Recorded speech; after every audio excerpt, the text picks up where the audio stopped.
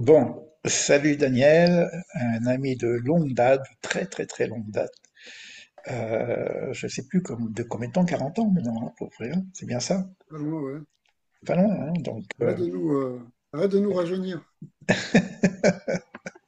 moi ça me rajeunit, la vérité que plus j'avance en âge, plus j'ai l'impression de reculer en âge.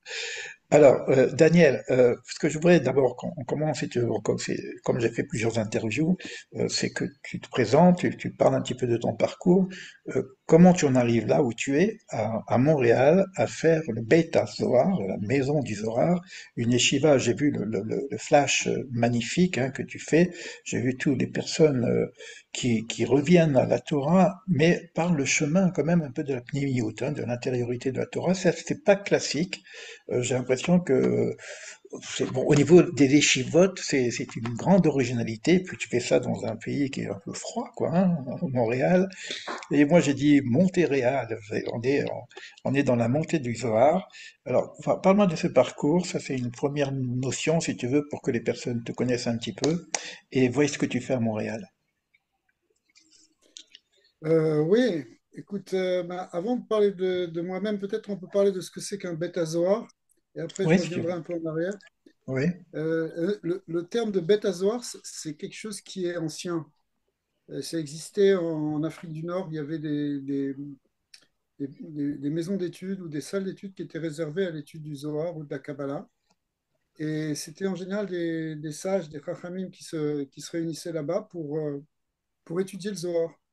Et ils appelaient ça Beth Zohar, c'est-à-dire la maison du Zohar. Alors, l'idée, c'est que, bon, ici, on a essayé enfin, j'ai essayé de donner à une maison d'études, à une salle d'études, enfin, en fait, c'est un Beth Midrash, Beth Midrash, Beth Knesset, c'est-à-dire c'est une synagogue aussi, cette dimension où il y a du Zohar et il y a de la Kabbalah, et aussi, euh, on va dire, de la Chassidut, parce que l'enseignement de la Chassidut permet de rentrer dans les profondeurs justement de la Kabbalah et en même temps de les rendre accessibles. Alors tout ça, ça a commencé depuis longtemps en fait, avant même de venir à Montréal. Ça fait 20 ans que je suis venu avec ma famille ici.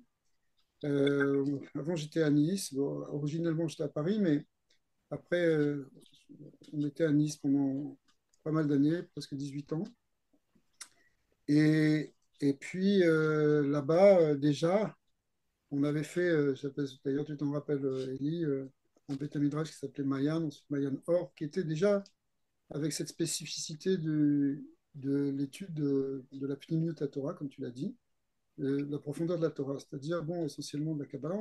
Là-bas, on étudiait pas mal le Ramchal, qui est un grand kabbaliste du XVIIIe siècle, qui est un des plus profonds parmi les Mekoubalim, parmi les kabbalistes. Et après bon, donc, il y a 20 ans, on est venu ici avec ma famille, encore une fois, à Montréal. Et là-bas, et ici, ben, j'ai fait plusieurs activités. Et il y a une douzaine d'années, j'ai monté ce Beta Zohar.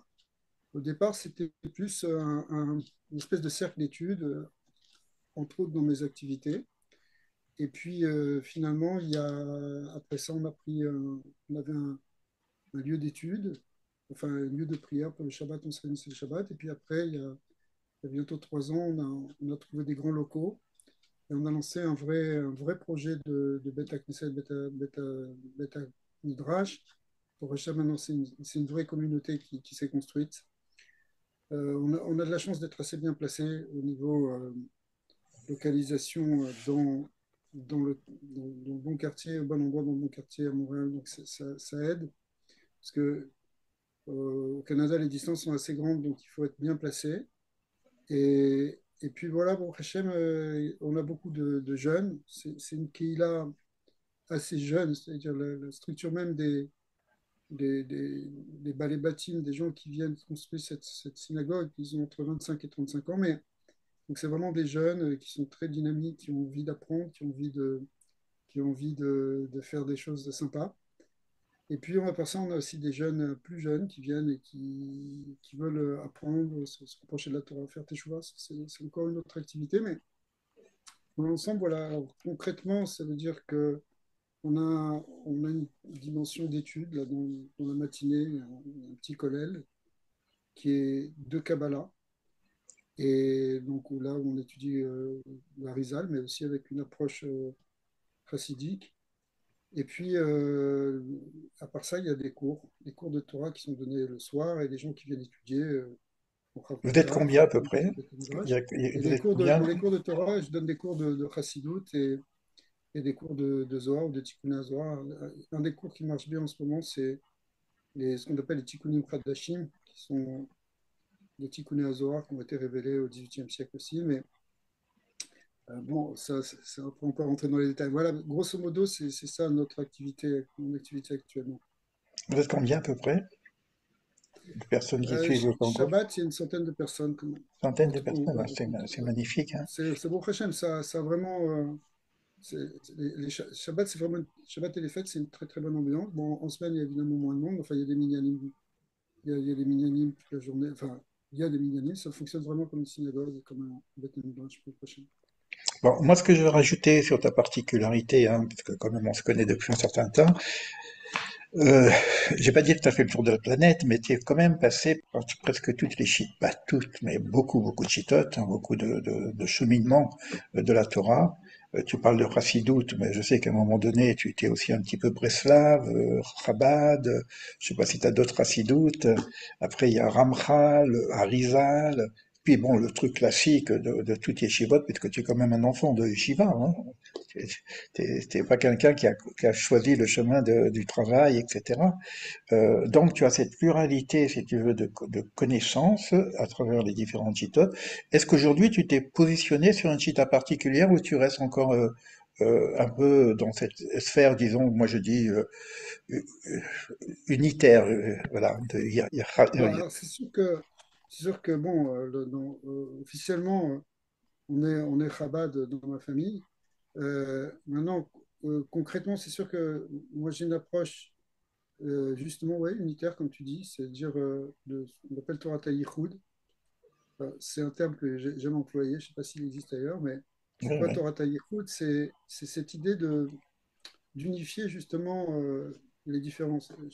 Depuis justement aussi une vingtaine d'années, je me suis pas mal attaché à un Rav qui s'appelle Rav Morgenstern, qui est Ouais, ouais, c'est ça. Oui un des aussi, plus grands maîtres actuellement en Eretz Israël à Yerushalayim. Je pense que c'est même le plus grand Mekoubal et le plus grand spécialiste de la Chassidoute en même temps.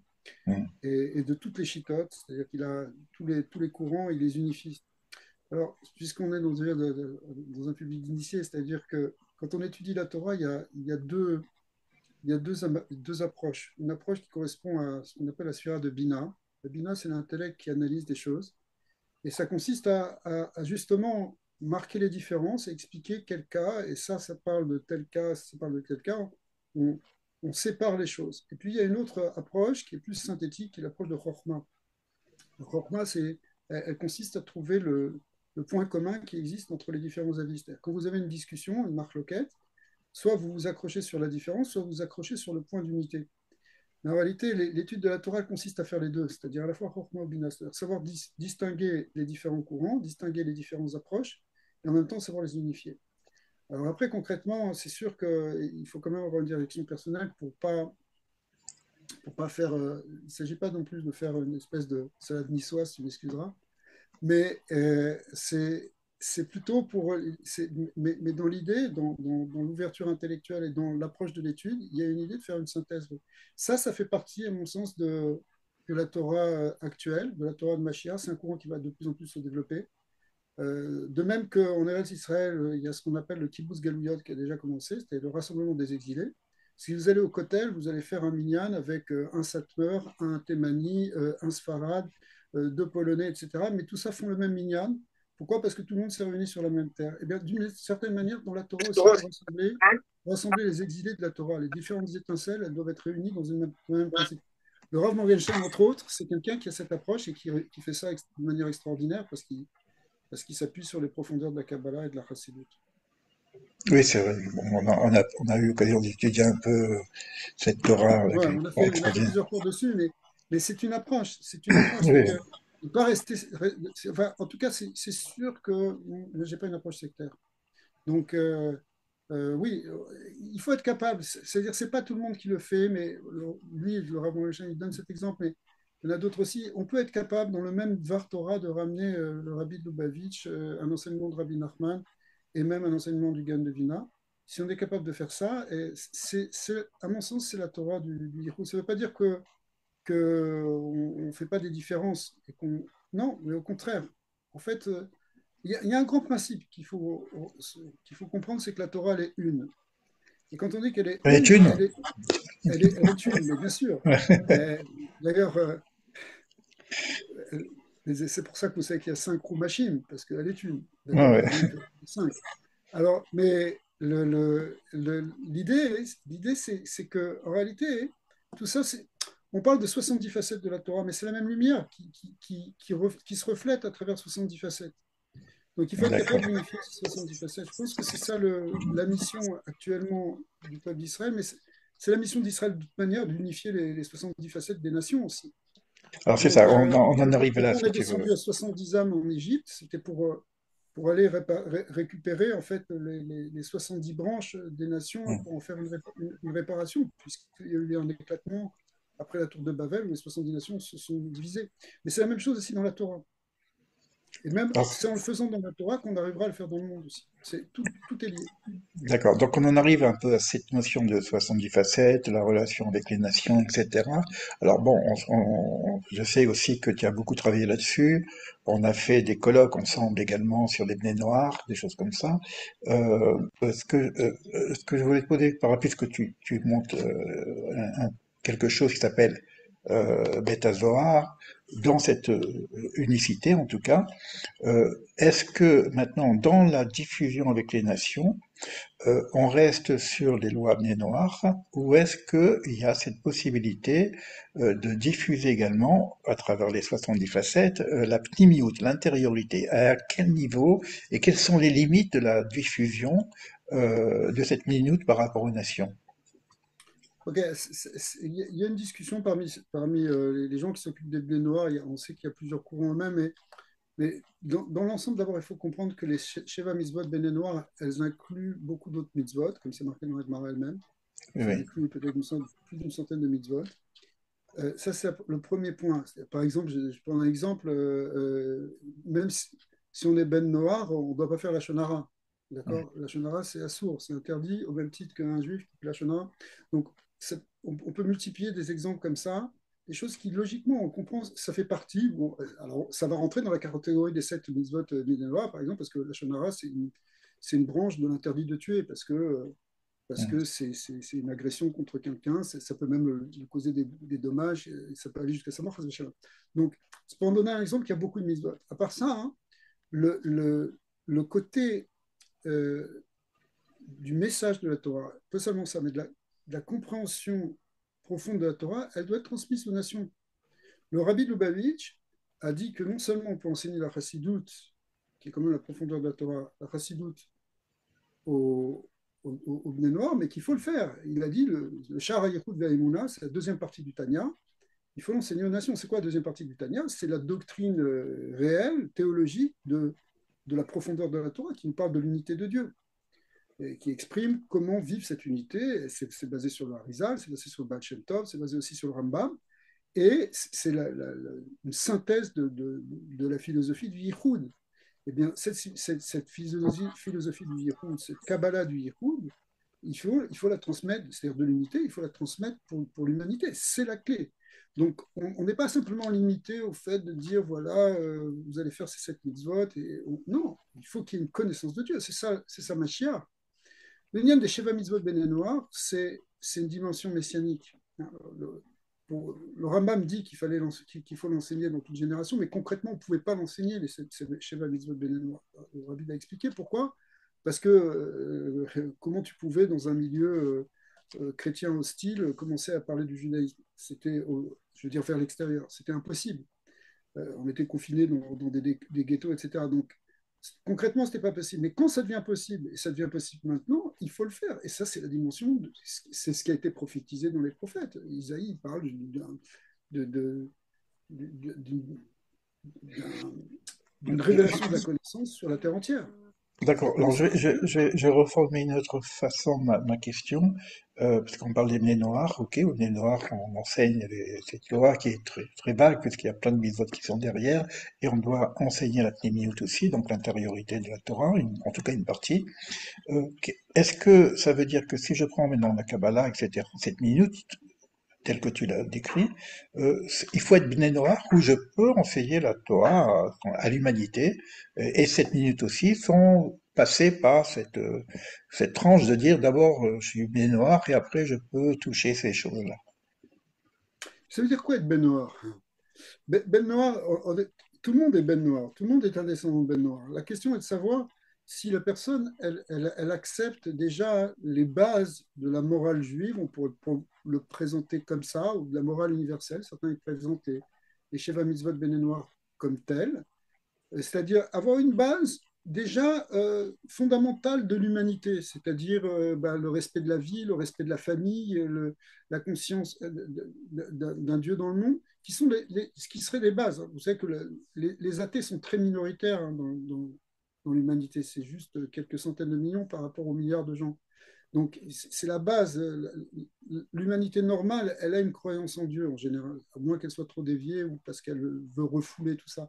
Mais donc, il y a cette base, si vous voulez, qui est une base pour que l'humanité ait un avenir. Les Sheva Mitzvot bénénois, elles s'accompagnent de la bénédiction qui a été donnée à Noir, qui est ce qui va lui permettre de fructifier, c'est-à-dire d'avoir un devenir, d'avoir une génération, quelque chose qui va continuer.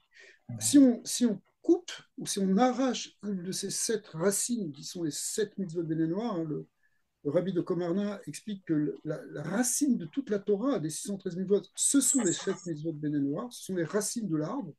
Si on les arrache, ça met en péril l'humanité. On le voit très bien dans les sociétés où on a brisé, où on tend à briser, dans les sociétés occidentales, où on tend à briser la cellule familiale, le concept de famille. On est en train de réduire ça à quelque chose de complètement qu'on n'a jamais vu dans toutes les générations, en fait, sauf peut-être depuis l'époque du Maboul, justement. Eh bien, on met en péril l'avenir de l'humanité.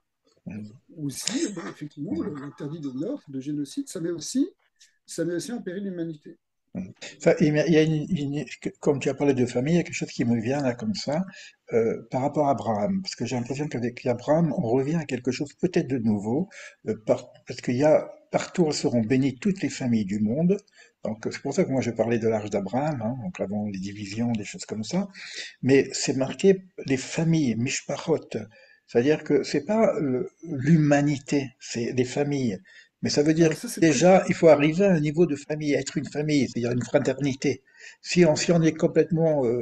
bon, je ne sais pas s'il y a, il y a ce Non. mot, il est déjà un peu particulier, quoi. Venibrechu becha kol mishpechot ha'adama. Toutes les Oui. familles de la terre seront bénies par toi. Donc, la notion de famille, c'est. Alors, il y a l'idée de famille, si vous voulez, en tant que cellule familiale, d'un couple et des enfants. Mais il y a ici, je pense que là-bas dans le texte, le lien de famille, c'est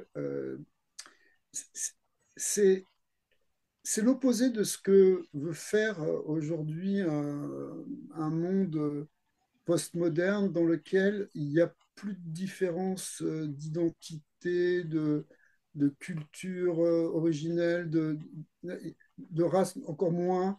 C'est-à-dire que on est en train de vouloir tout mélanger. Et quand on mélange tout, on veut arriver à l'unité. Ah, c'était un peu ce qu'il y avait au moment de la tour de Babel, en fait.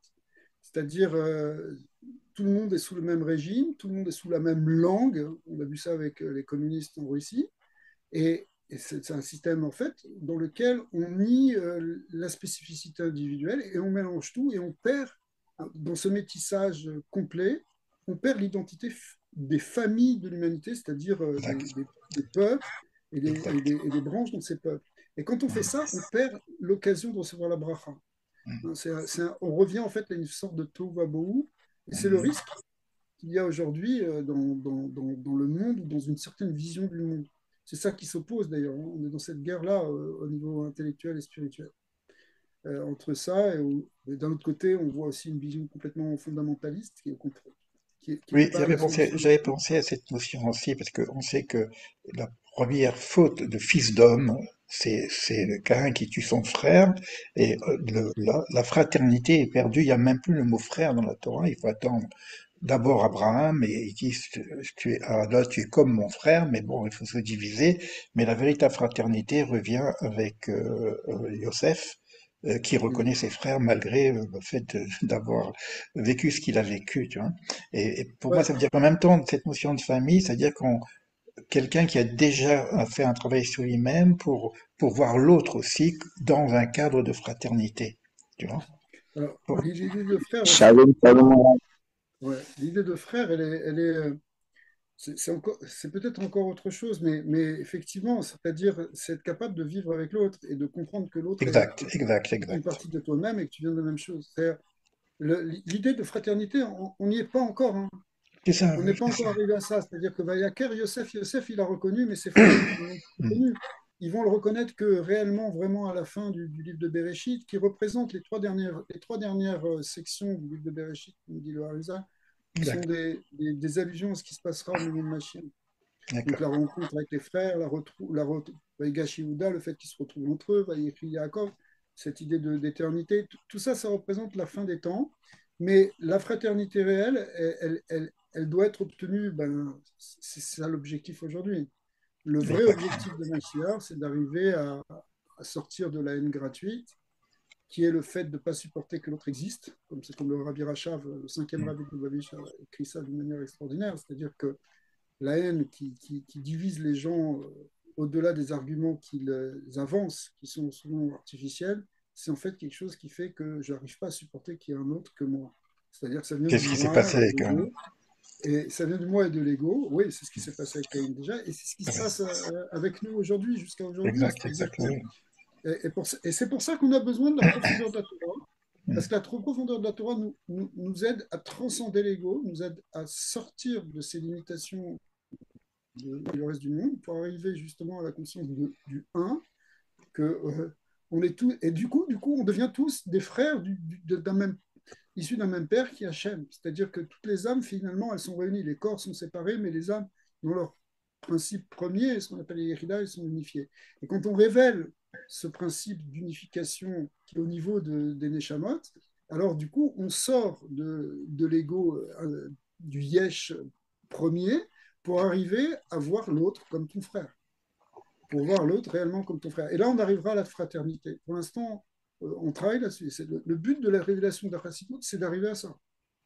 C'est pour Super. ça que Alors, La Chassidoute elle a l'idée de Chesed, elle a l'idée de Havat Israël profond, parce que, et c'est lié, comme c'est marqué dans le 32e chapitre du Tanya, c'est lié fondamentalement à la conscience de l'unité du divin. C'est-à-dire quand on super, comprend qu'il n'y a qu'une seule chose, qu'il n'y a qu'une seule existence, qu'il n'y a qu'une seule source, on peut arriver à réellement aimer notre prochain. super. Alors donc ça marche bien avec notre... là où... Je parle pas par rapport aux guerres qu'il y a, ça marche pas du tout avec les guerres qu'on est en train de vivre, mais ça marche bien avec la période de Hanouka, puisqu'on va passer maintenant à la deuxième partie. Qu'est-ce que tu peux nous dire un petit peu euh, après tout ce que tu as pu apprendre et voir en synthèse et peut-être en originalité sur Hanouka et le rapport éventuellement entre la lumière de Hanouka et les nations. Bah, et les- c'est connu en fait que Hanouka, c'est une lutte contre les Grecs. C'est pas tout à fait directement contre les Grecs.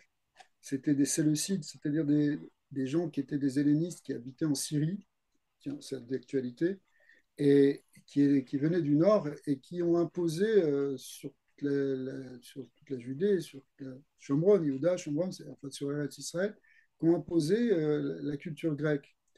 La culture grecque, alors la Grèce, elle est comparée par les maîtres à ce qui est marqué dans au tout début de Bereshit, que c'est marqué Bereshit bara Elohim et Hashem et Aretz, Vaaretz haïta tohu vabohu, vechocher al peneter. Vechocher qui veut dire les ténèbres. Les Khamim nous disent que ça correspond à Yavan, la Grèce. Donc, la Grèce qui, elle, amène les lumières, qui est là censée pour amener, qui est censée pour amener les lumières de la connaissance contre la barbarie. Hein. Le mot barbare, c'est un mot grec qui veut dire, c'est barbaros, qui veut dire justement les non civilisés, euh, les non ceux qui ne sont pas dans la connaissance justement de la culture grecque, ce sont des barbares, eh bien, en fait, ils viennent allumer la lumière et éclairer la lumière de la philosophie, de la connaissance. Mais les maîtres de la Torah nous disent que derrière ça, il y a un rocher, il y a une ténèbre. Et ça, on le voit tout à fait de nos jours. Les bien-pensants de l'Europe, de l'ONU, des grandes institutions internationales, que ce soit la CPX, soit Amnesty International, que ce soit, on pourrait les énumérer les unes après les autres, qui sont censés amener le bien, la compréhension, la justice, la lumière dans le monde, en fait, elles sont porteurs d'obscurantisme, pas seulement d'obscurité, mais même d'une forme d'obscurantisme. Alors, l'obscurantisme, on le retrouve chez nos autres ennemis, qui sont ceux qui veulent nous détruire physiquement, mais on le retrouve aussi chez toutes ces nations. D'ailleurs, le rabbi avait parlé de l'ONU comme un endroit très obscur, où il y a 120 personnes qui sont. C'est un endroit très obscur où, justement, nous, on doit amener de la lumière. Alors, si vous voulez, c'est que ce qui se passe, c'est que la lutte de Hanouka, elle est d'amener la lumière, justement, de la vraie connaissance.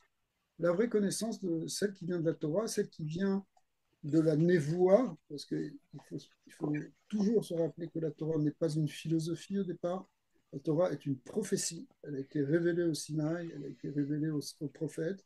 Les sages qui ont suivi ont fait que développer cette prophétie. Et du coup, et pour la recevoir, il y a tout un travail justement sur soi-même, sur l'ego réel, sur la sainteté, sur la Gdusha, qui est le travail véritable de la Torah. Et là, on amène quelque chose qui est une petite lumière au départ, mais qui va en grandissant. Et c'est cette lumière qui s'oppose à cette obscurité. Ce qui est, L'obscurantisme, pardon. oui, Alors, ce qui est paradoxal par rapport à la Grèce, si on prend au niveau des origines, si tu veux, par les trois enfants de Noach, Ham, Japhet et Shem, euh, on dit que, en plus que Shem, qui sera après Melchisédek, qui retransmet à Abraham, il y a là, cette tente, si tu veux, cette yeshiva de Shem et Héber, et on voit que Japhet va sous les tentes de Shem aussi.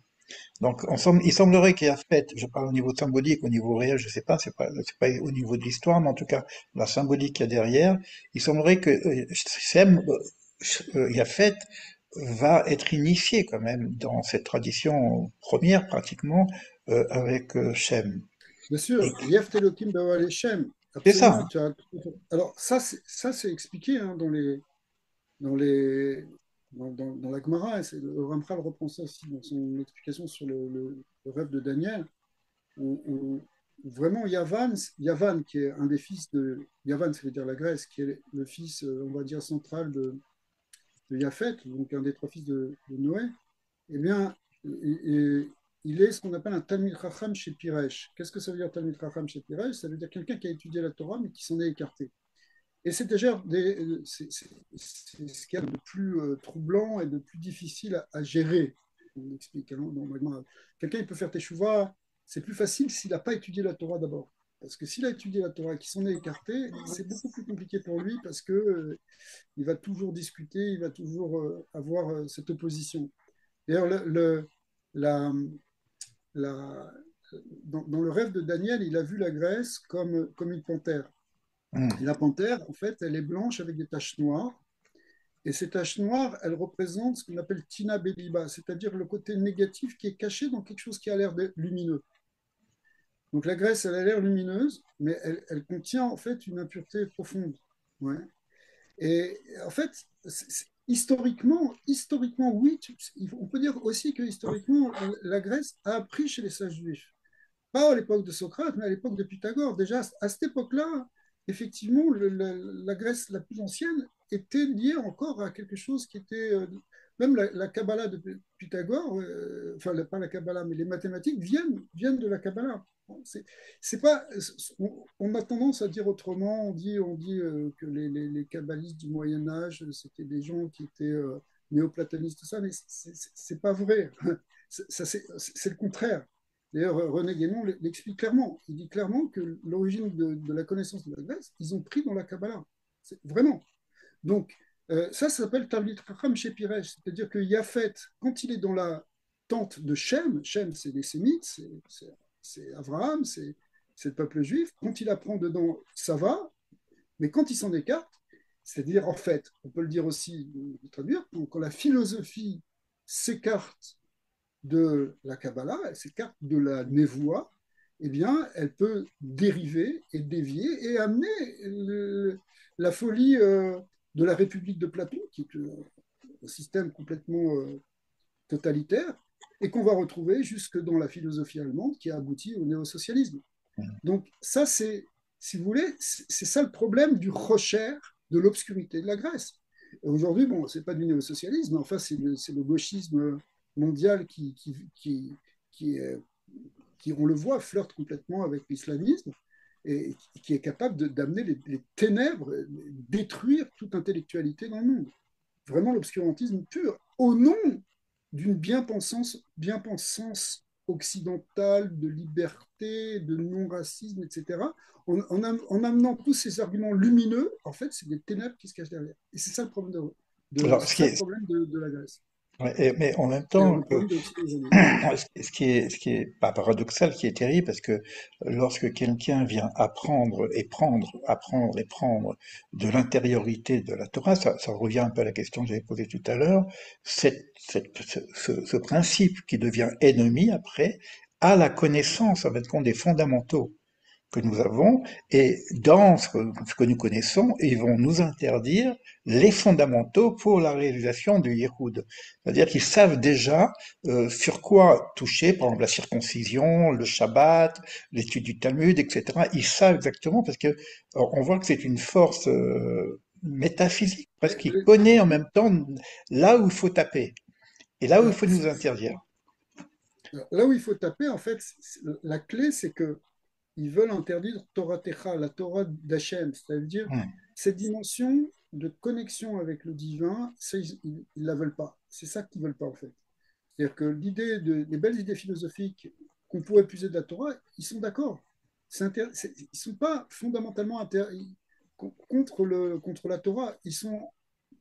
Ce qu'ils veulent, c'est de dire que la Torah n'a pas une origine divine, qu'elle n'a pas une origine et qu'il n'y a pas cette dimension euh, transcendante de la Torah. C'est-à-dire, ils veulent réduire la Torah à une forme de philosophie.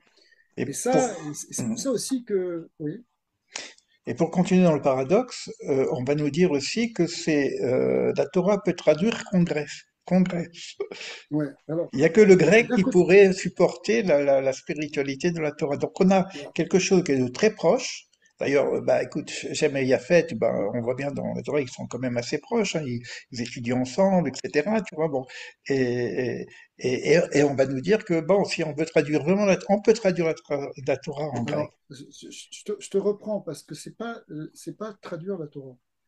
Au contraire, lorsque la L'écrire. Septante, voilà. Alors, qu'est-ce que veut dire l'écrire? L'écrire, c'est, si vous voulez, quand vous écrivez un Sefer Torah, il est écrit avec des lettres hébraïques. Hmm, Donc, un Aleph, ça s'écrit comme un Aleph en hébreu. Théoriquement, d'après un élément Gemara, dans le Mishnah, on pourrait, au lieu d'écrire le Aleph, on pourrait marquer un Alpha. hmm, Au lieu de mettre un bête, on pourrait mettre un bêta. hmm. Mais ce serait en fait le même mot hébraïque, mais écrit avec des caractères grecs. Pourquoi? Et ça, Parce qu'ils ont une beauté. C'est la beauté, Yafet, ça veut dire la beauté, c'est la beauté de Yafet qui est au service de la Torah. C'est-à-dire que l'esthétisme peut être utilisé pour embellir justement la vérité profonde de la prophétie. Mais lorsque on traduit la Torah en grec, au contraire, le jour où la Septante a été écrite par 70 grands sages qui étaient chacun réunis dans une chambre particulière, ils ont tous pondu la même version en grec, eh bien, ça s'est considéré comme un jour aussi triste que la destruction du Beth Amikdash. Pourquoi? Parce que, voilà, maintenant, on a fait une traduction dans une langue qui ne relève plus du Lashon HaKodesh qui permet de révéler la dimension divine des choses. C'est-à-dire qu'on a une traduction, on a un sens qui est figé, mais on ne pourra plus retrouver la dimension divine du langage, de la parole de Dieu. Hein. On va perdre la parole divine qu'il y a dans la Torah. Et ça, c'est finalement faire descendre la Torah dans le niveau de la philosophie et c'est la porte ouverte à tous les ténèbres, en réalité, intellectuelles qui vont suivre. C'est pas pareil pour toutes les traductions, alors? Alors, c'est vrai, après, pour toutes les traductions. Alors, d'un autre côté, il y a une idée, après ça, finalement, de récupérer les choses par la traduction et de faire le tikkun des langages. Et il y a aussi quelque chose qu'on répare par le fait de traduire. C'est Mais ça. maintenant, Voilà. l'idée, c'est surtout pas de limiter la Torah à une traduction. Étudier, c'est toujours traduire, si vous voulez, parce que tu traduis dans tes mots, dans ta compréhension quand tu étudies. Mais même si tu es un hébraïsant et même si tu es un israélien, tu vas traduire le mot dans tes mots. Mais il faut l'attachement au Lashon HaKodesh. Il faut respecter, regarder, trouver écoutez, un Sefer Torah, s'il y a une lettre qui est déficiente, il est complètement pas sourd, il est plus valable. Pourquoi? Parce que tout l'équilibre sacré est, est, est, est détruit. Pourquoi? Parce que chaque chose a une dimension réelle. Tu parlais du monde réel, ben oui, la réalité divine, elle est dans la Torah.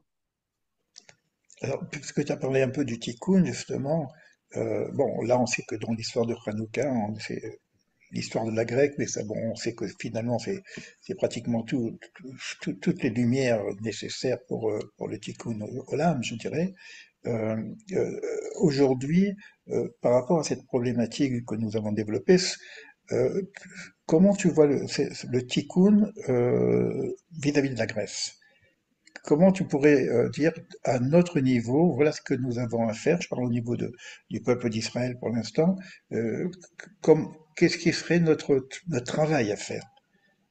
Écoute, le Rabbi Lubavitch a répondu à cette question.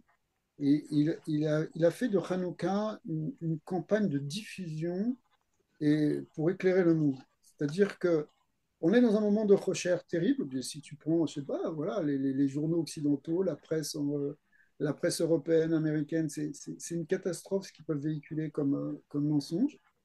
Eh bien, nous, on doit rappeler les vraies valeurs. On doit rappeler voilà, les Sheva Mitzvot Benenoach. On doit rappeler la dimension divine. On doit le montrer. On doit. C'est pas simplement. Hein, si les sages ont choisi de fixer Hanouka plus sur, sur le miracle de la fiole d'huile, plus que sur la victoire militaire, bien qu'elle soit mentionnée dans les prières, c'est parce que l'enjeu de Hanouka, c'est essentiellement un enjeu spirituel. Et il faut qu'on diffuse cette connaissance, qu'on fasse avancer la lumière même.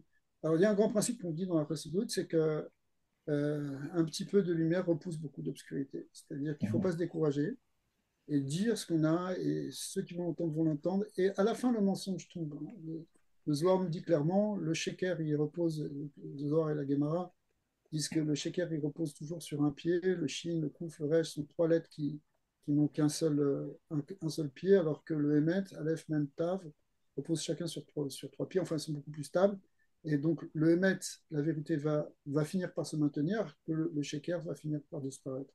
Ça, c'est notre émouna, et on va y arriver, et on y arrive. On y arrive. Voilà, aujourd'hui, il y a des victoires militaires, mais ça va être, qui sont en train de changer le Moyen-Orient et qui vont changer le monde. Et Bezat Hachem, on va aller encore plus. Il faut que tous nos ennemis tombent réellement, et que l'Iran tombe, C'est aussi les que ennemis de tout ce système l'humanité, quoi, de s'écroule. toute façon, Mais hein. avec ces victoires militaires, Hmm. il va y avoir aussi des victoires spirituelles. Petit à Bon, petit, on va se rendre compte que le message d'Israël, il est universel, que le message d'Israël, il amène la vie, il amène un futur, il amène de l'espoir, alors que les autres amènent destruction et désolation. écoute, Daniel, je vais te poser une dernière question, hein, pour conclure cette chose-là. Là, c'est une question très personnelle, limite, à travers ton parcours, tout ce que tu as fait, ce que tu as compris, etc., même ta Torah du Yichud, telle que tu l'as exprimée. Si tu avais un message personnel à donner au monde, ça serait quoi? Le message, le message Bon, quand je dis personnel, je que sais que tu habitais de Torah, mais je bon, donne actuellement, c'est que on est en train de vivre, on est en train de vivre pas simplement un moment de l'histoire comme les autres, mais on est en train de vivre des grands miracles qui sont qui s'inscrivent dans les prophéties qui ont été prophétisées depuis déjà des milliers d'années. Déjà, à l'époque il y a un peu plus de 30 ans, à l'époque de la guerre du Golfe, Rabbi Lubavitch a dit, on a les sirotes, vous pouvez voir les vidéos, il explique que les miracles de la guerre du Golfe qu'ils étaient en train de vivre, il dit, ça, ce sont des miracles qui sont encore plus grands que ceux de Pourim et de Pessah, c'est-à-dire la sortie d'Égypte. Au moment de la guerre du Golfe, c'était des grands miracles, ces 39 scuds ont été jetés, c'était une guerre entre les nations, finalement, Saddam Hussein est tombé. Mais ce qu'on est en train de vivre aussi, et il y a des très très grands miracles qui se passent malgré toutes les difficultés, les souffrances que vous connaissez tous, mais les grands miracles, on est en train de vivre quelque chose pas qui va rester dans l'histoire, mais qui va marquer en fait un grand changement dans l'histoire de l'humanité. On est en train de vivre l'époque messianique, les étapes du Messie. Alors, dans ces étapes-là, c'est là-dessus qu'il faut se concentrer, c'est-à-dire sur cette idée que justement, on est en train de vivre des moments de Géoula, surtout pas tomber dans le désespoir, surtout pas tomber dans un, justement, dans ce recherche de la Grèce où on ne comprend plus rien, où plus rien n'a de sens, etc. Mais il faut qu'on s'attache à ces prophéties. Ce n'est pas seulement les signes qui sont là. Jusqu'à présent, on parlait des signes de Machiar, la terre qui a refleuri, le peuple qui est retourné, tous ces grands signes qui sont marqués dans le Talmud ou dans les prophètes. Eh bien maintenant, on est en train de vivre vraiment les guerres messianiques, les moments du Machiar, les attachés. C'est ça, si c'est ça que tu me demandes de transmettre, ouais, c'est ça. Et je dirais une chose, parce que souvent, on fait paraître dans les notions de messianisme comme justement une notion de fanatisme obscurantiste, en particulier dans le monde de la gauche israélienne, où dès qu'on parle du Mashiach, ça y est, ils confondent ça avec les talibans. Ça n'a rien à voir. Il faut expliquer au monde que si quelqu'un il est à peu près il est à peu près construit normalement, il est en fait, je vais dire un mot un peu pour choquer, il est lui-même messianiste. Parce que ça veut dire quoi être messianiste? Ça veut dire attendre ce qui est marqué dans le prophète Isaïe, c'est-à-dire qu'on arrive à un moment où il y aura la paix entre les nations, où le loup va pouvoir être avec l'agneau, ça veut dire que les nations vont plus s'entretuer. Il va y avoir un moment où la connaissance va remplir la terre, c'est-à-dire qu'on veut avoir un monde de connaissance, de sagesse de, et de bonté. Qui ne veut pas ça aujourd'hui? Celui qui réellement veut ça, à part tous les fous qu'il y a sur la Terre, eh bien, donc quelqu'un qui est à peu près normalement constitué, en fait, il aspire à ce que l'humanité accède à cette étape que nous, on appelle le Mashiach. Donc la notion de Mashiach, il faut en même temps la démystifier et dire c'est quelque chose qui est, je veux dire, le, le bon sens de l'humain, c'est d'aller vers ça, c'est de vouloir ça. Et on est en train d'y arriver malgré tout le chaos et la confusion qui est autour de nous, ça j'en suis persuadé. Écoute, Daniel, merci en tout cas de cet échange. Je vais, bon, on va conclure sur sur cette truc-là. Je vais couper l'enregistrement et puis bon, il y a quelques personnes ici, bon, il n'y a pas beaucoup de monde, mais quelques personnes comme ça, tu vois, et puis si il y a quelques échanges à faire avec eux. En général, j'enregistre pas parce que bon, c'est plus amical que l'essentiel. Donc, je vais couper l'enregistrement. Et puis, voilà. Et on se voit bientôt pour l'étude en Pravrouta, hein. N'oublie pas.